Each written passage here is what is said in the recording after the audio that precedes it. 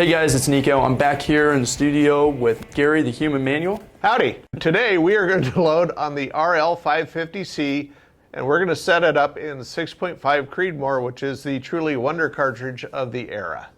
Now on the 550C, when the machine ships and you pull it out of the box, it's going to have the small primer feed system set up on it and the small powder bar installed in the powder measure.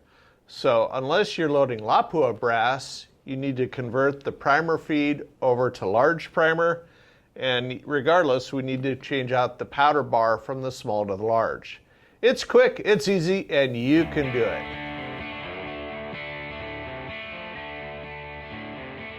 First thing we need to do, pull the handle down part way, pull the primer slide back, take the operating rod off. Next, let's pull off the low primer alarm. That buzzes at you to let you know when you get down to about 3 primers left. Pull out the follower rod. Next, we detach the return spring from the bottom of the primer slide. Then you'll use a 5/32 Allen wrench to remove the 2 bolts that hold the primer feed to the top of the frame.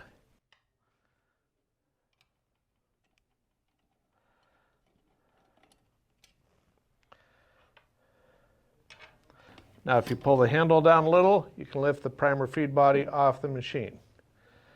We're going to swap out the primer slides. The small primer slide bar has a brass colored cup on it, so you can differentiate it from the large, which has a silver colored cup. When you reinstall it, put the cup up into the bottom of the platform, raise the handle, lowering the platform. That holds the primer slide in place so everything stays lined up. Put your primer feed body over the primer slide. Put in the 2 bolts. Do not over tighten these bolts. If you do, it can bulge out the inside of the primer feed body and cause the primer slide to bind up.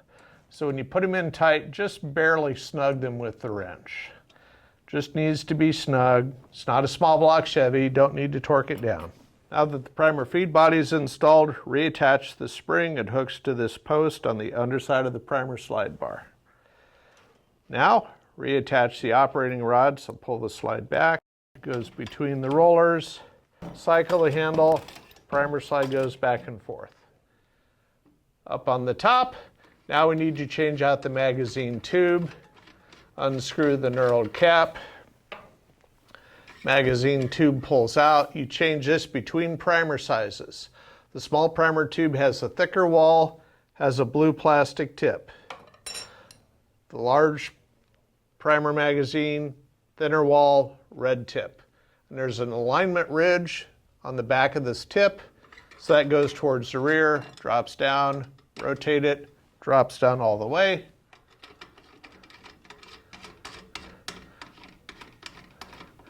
Knurled cap just needs to be snug. You don't need to torque it. Put the low primer alarm back on. That lets you know when you get down to 3 primers left, and so we don't lose the follower rod, let's put it in. Okay, to change out the small powder bar to take off the powder measure, we have to first detach the fail-safe rod. So pull the handle partway down, grab the bottom of the white bushing, pull it down out of the bracket. That swings down, out of the way. Now, use your 5/32 wrench. Just loosen these 2 bolts. You don't need to remove them, just back them out about halfway. That allows you to slide the clamp out, powder measure lifts off. So now, pull out this white plastic plug. It just presses in, pulls out. Now, there's a spacer bar on top of the powder bar. That slides out. Lift up on the small powder bar so you clear the cube on the bell crank, slide it out. Now, we take the large powder bar. You can see it's thicker, so it's taller, so it holds more. Slide that in. There. Okay. Line up the little white square.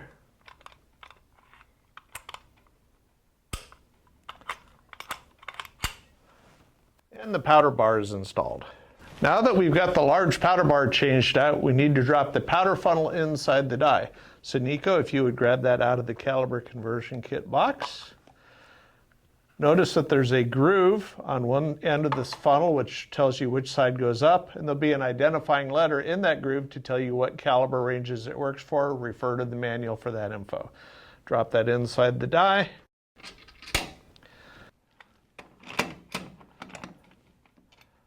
Let's reattach the powder measure, but not real tight because we are going to have to adjust this die up and down. So we just barely want to finger tighten this. And thread the failsafe rod in, goes from the inside towards the outside. Snap that bracket up in place, and we're good. Alrighty, first thing we need to do is put in the sizing die and get it adjusted. So let's grab the size die. It's the one with the pins sticking out of the bottom. And to give you an idea of how it works, so remove the depriming assembly, because the depriming assembly does more than just push the old primer out. It's got what's called an expander ball on it. How that works is when the case is sized, the neck is sized down to smaller than optimum dimensions, and it relies on this part of the stem being pulled back up through the inside of the neck to open the neck up to a uniform inside diameter so that you have consistent tension holding the bullet in place regardless of any minor dimensional differences in neck wall thickness. Makes sense. So let's put that back in. You want about 1/4 inch of the bullet seating, the decapping pin protruding beyond the end of the die. You don't need to measure it, it's not that critical. Okay. Okay, now let's replace their round die ring with the Dillon with hexes so it's easier to adjust and tighten.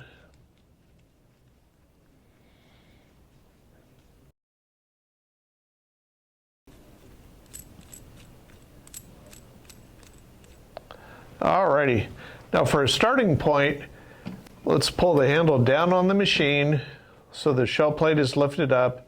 Screw the die into station 1 until it touches the top of the shell plate. Okay.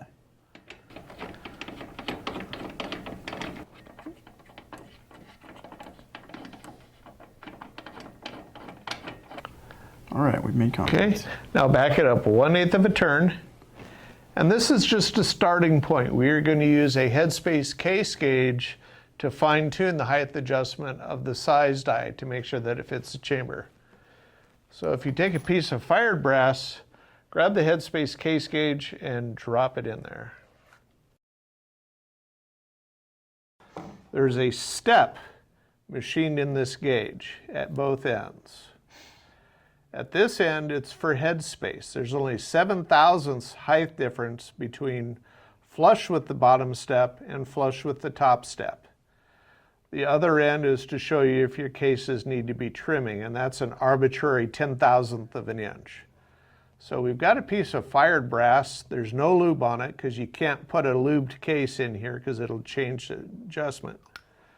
Okay, drop it in, and you can see this fired case is flush with the top step. We're going to be shooting this 6.5 Creedmoor ammunition in an AR-10 platform, so we want it flush with the bottom step. Okay. So let's just put in another piece of brass that's lubed. Pull the handle down, resize, deprime.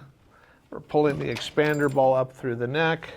So we need to wipe the lube off the case before we drop it into the gauge so we get an accurate reading. So let's go ahead and clean the lube off of that case.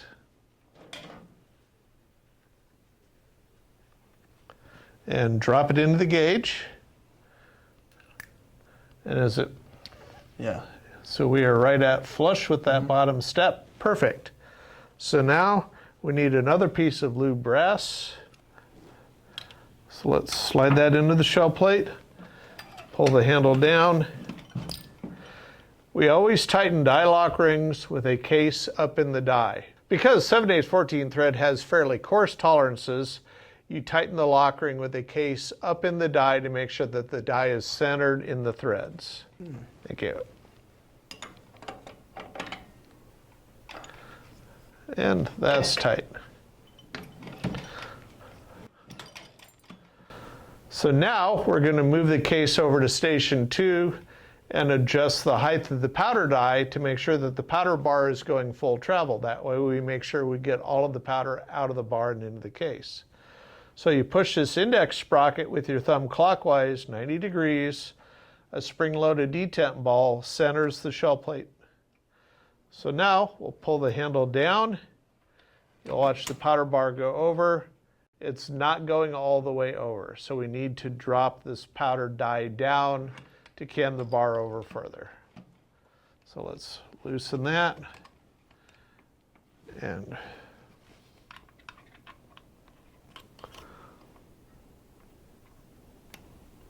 okay, so let's go down small increments. And we're there. So let's tighten the lock ring and tighten the clamp screws. And again, we're tightening these with a case up in the die to make sure that that die is straight in the tool head.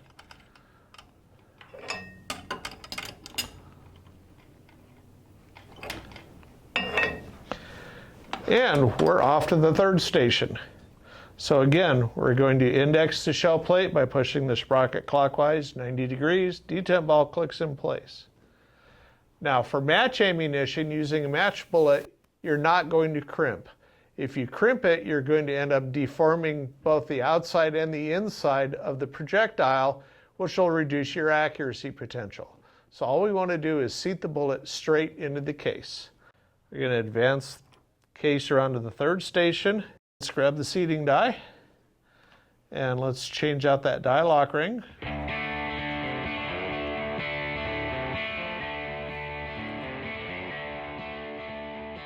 And let's pull the bullet seating stem out. Set that off to the side for the moment. Okay, now we're going to pull the handle down again so the case is up. With your fingers, screw the seating die body down until it stops on the neck and shoulder of the case.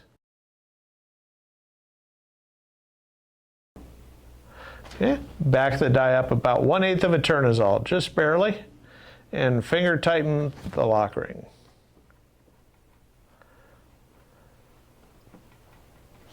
Okay, now we'll lift up on the handle. Let's set a bullet on the case.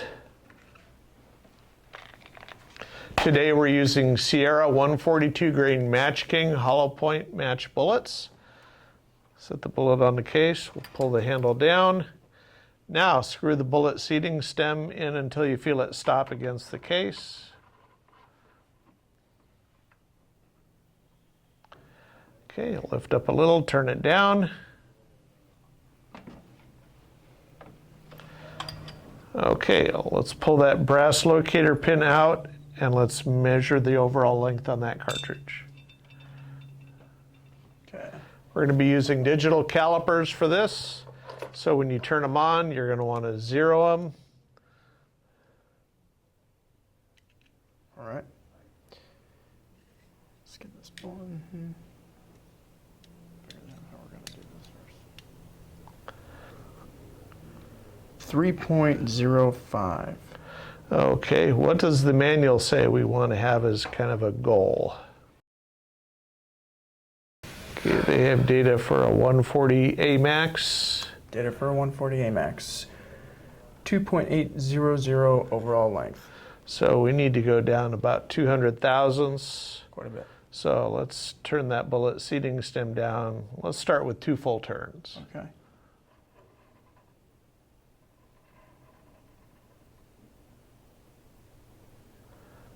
Let's put that case back into the shell plate. Seated deeper. Let's check our measurement. Okay. And because we're cheap, we don't want to waste projectiles, so we start with it too long and work our way down so that we're only using the 1 bullet to set the seating die with. 2.80. Damn, we're good. Alrighty, slide that in. And just like we did with the sizing die, we want to lock the die lock ring on the die body and on the bullet seating stem with a cartridge up in the die to make sure that it's centered. That way we know our bullet is going in straight into the case. So go ahead and cinch those down.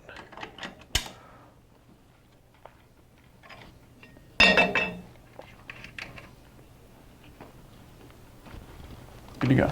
Alrighty. And we now have dummy cartridge, one each. Reference. Perfect. Look at that. Alrighty, now we're at a point where we're ready to add some powder to this mixture.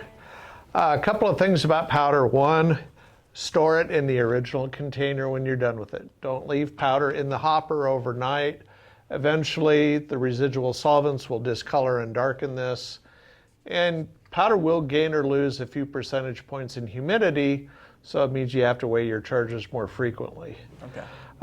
For what we're doing for 6.5 Creedmoor, we're using a new powder by Winchester, Stay Ball 6.5.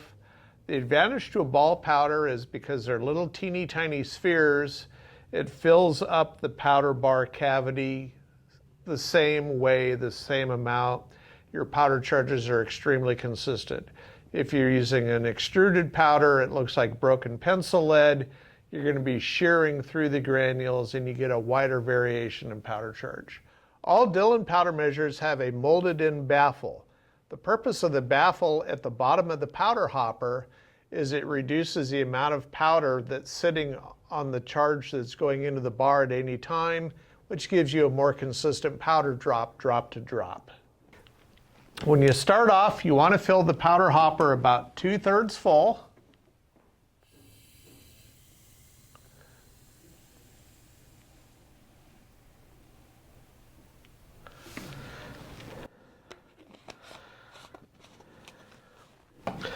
And now we're going to cycle 10 powder charges through the measure and just dump them back up into the hopper. The reason for that is we need to settle the amount of powder under the baffle so that it's got a uniform volume under the baffle. That makes sure that we, again, have a very consistent, very accurate powder drop each time. So pull the locator pin out, if you would, Nico. And let's slide a primed case into the shell plate. Live primer, spent primer, doesn't matter. So we're going to cycle powder charge. Dump it back in. So we're going to do this 10 times, then we're going to weigh the 11th powder charge.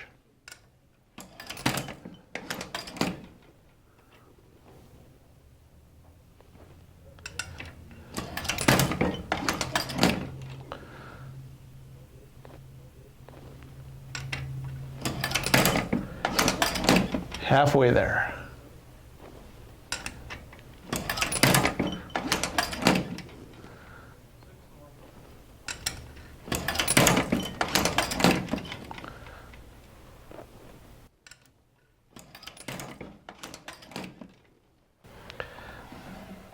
Digital scales are nice because they zero real fast. So you press the on button, wait for it to show 0, hit the 0 button to verify everything is set. Pour your charge in. All right. And we need to make some minor adjustments to the powder bar. So let's pour that one back in. There's a bolt on the end of the powder bar. You turn that bolt clockwise to drop more powder, or to the right. Turn it counterclockwise or to the left to throw less powder. So let's turn that bolt clockwise. Let's go probably 2 full turns. Hit the machine.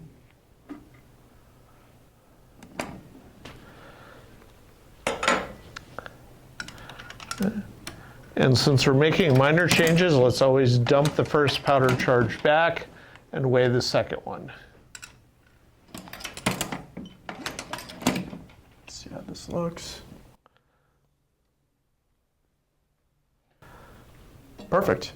Just what we want to shoot for. Now, let's dump that one back and weigh the next one so we can verify that we're being consistent.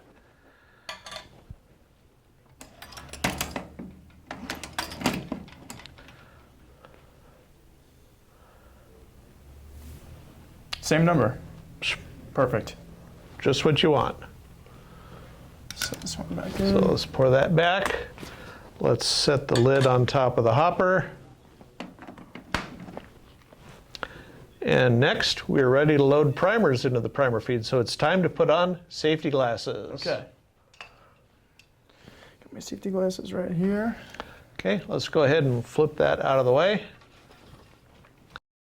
We're going to load primers today using the RF100 automatic primer filler. So let's take our box of primers. Today we're using Remington. They even give you a nice arrow, tell you which way to push the plastic box out. Hit the on button down here.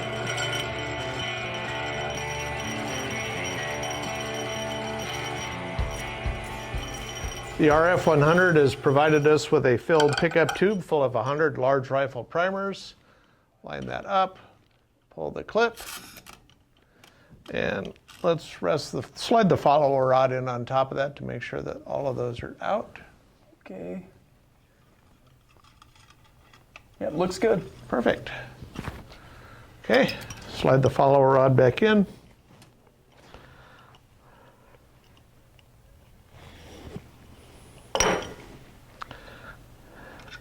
Let's put the little brass locator button in.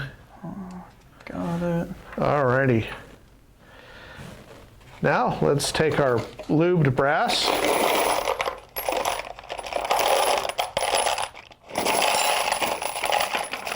Get most of it in the box. Alright, Nico, we're ready. Let's make one round and check it out. Okay. So let's grab a piece of brass, slide it into the shell plate.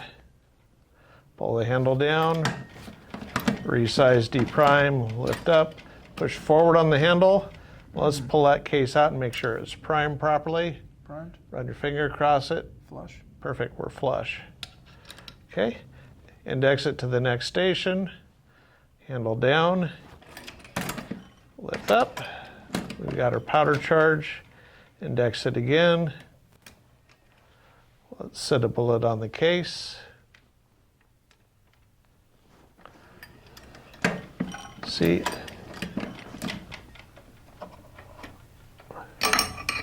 Okay, now let's wipe the lube off of that.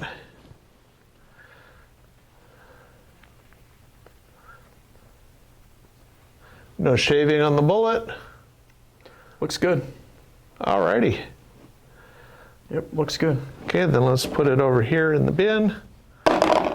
Let's pour our bullets in here.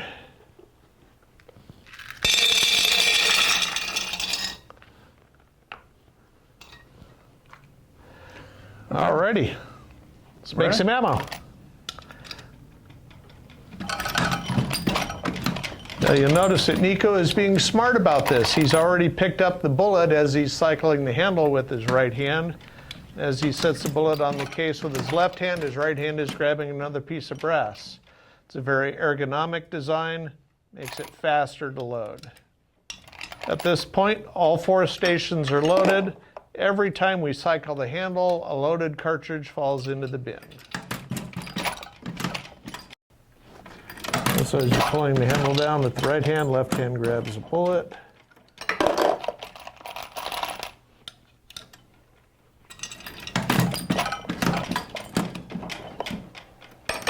Alrighty, now that we're done assembling ammunition on the 550C, a few housekeeping chores. We need to empty the powder out of the powder hopper. So if you would detach the fail-safe rod, I'll grab the powder canister and our handy-dandy paper funnel. And we're lazy, we just slide the whole tool head out of the machine. Thank you, sir. Yes, sir.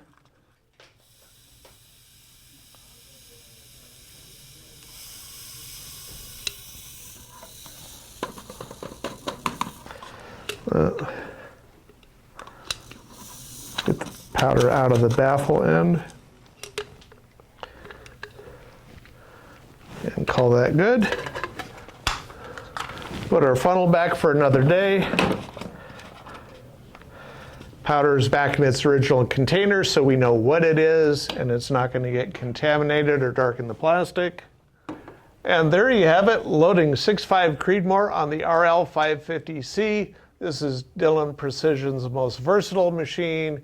It'll easily load moderate quantities of a wide variety of rifle as well as handgun cartridges. Yeah, I'm excited. We were definitely able to manufacture and make a bunch of very consistent 6.5 rounds, and I'm looking forward to seeing how these things group.